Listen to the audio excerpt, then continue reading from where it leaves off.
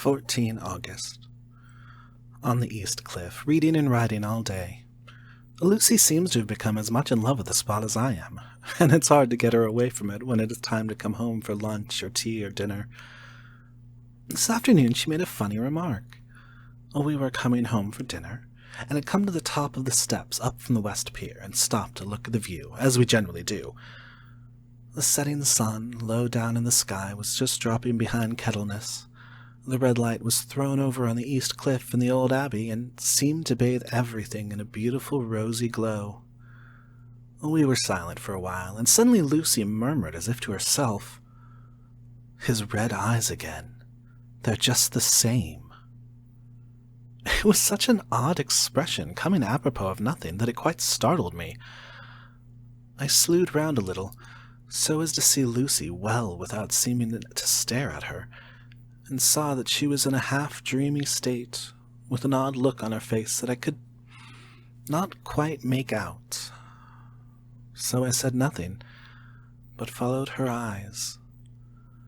She appeared to be looking over at our own seat, whereon was a dark figure seated alone. I was a little startled myself, for it seemed for an instant as if the stranger had great eyes like burning flames, but a second look dispelled the illusion. The red sunlight was shining on the windows of St. Mary's Church behind our seat, and as the sun dipped there was just sufficient change in the refraction and reflection to make it appear as if the light moved. I called Lucy's attention to the peculiar effect, and she became herself with a start, but she looked sad all the same. It may have been that she was thinking of that terrible night up there. We never refer to it, so I said nothing, and we went home to dinner. Lucy had a headache and went early to bed. I saw her asleep, and went out for a little stroll myself. I walked along the cliffs to the westward, and was full of sweet sadness, for I was thinking of Jonathan. When coming home, it was then bright moonlight, so bright that, though the front of our part of the crescent was in shadow, everything could be well seen. I threw a glance up at our window, and saw Lucy's head leaning out.